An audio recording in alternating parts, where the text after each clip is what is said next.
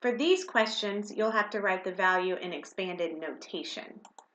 So the value is just the amount that a number is actually worth. So we're going to write that value in expanded notation, which is just a way to show the value of the number, but in a way that's easy to see the place each digit is in. Expanded notation is similar to expanded form, but you're breaking it down even one step further. So let's look at some examples.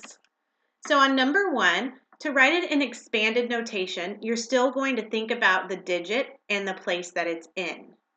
And you're going to end up adding all of the place values of each digit. But in expanded form, you would write 2,000 plus 500 plus 40 plus 9. But in expanded notation, we're going to break it down a little bit further. So instead of writing 2,000, you are going to put in parentheses how you got 2,000. You had a 2 in the thousands place, so you had 2,000. Okay, and then we're going to add the next one.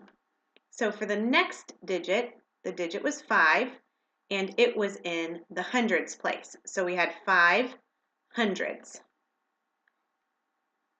So we write 5 times 100.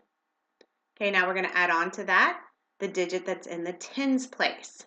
So we put in parentheses the digit, and then we multiply it by the value. It's in the tens place. So we have 4 tens. So we write 4 times 10.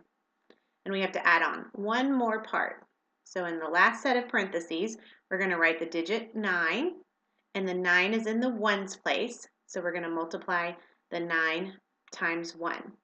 So for expanded notation, you end up showing each digit multiplied by the place it's in. So 2 times 1,000, 5 times 100, 4 times 10, and 9 times 1. So let's look at another example. All right, so this is a little bit longer of a number, but we still are going to show each digit and the place value that it's in. So the first digit is 1, and it is in the 10,000s place. So we're going to do 1 times 10,000. Okay, now we're going to add on. The next digit is 0, so I can just skip it. Otherwise, I would just put 0 times 1,000, which is a 0 anyway, so we just skip the zeros and move to the next one. So in this one, we have a 5, so in parentheses, I'm going to write the digit 5, and now I'm going to multiply it by the place that it's in, which is the hundreds place. So we have 5 hundreds, which has a value of 500. Okay, we're going to add on. The next one is 4. So we're going to write the digit 4, and we're going to multiply the 4 times the place that it's in. The 4 is in the tens place, so we have 4 tens, or 4 times 10. We're going to add on one more part.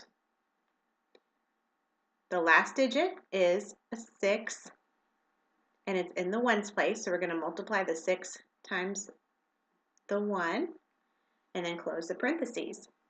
So that's the difference between expanded notation and expanded form.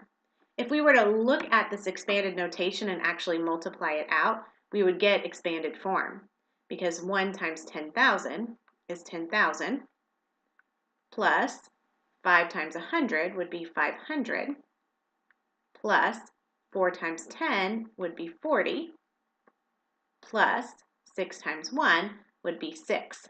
And when we look at this, we can see that that is expanded form that we're used to. So expanded notation is just breaking it down one more step. All right, if you still need some help, you can always rewatch this video. Good luck.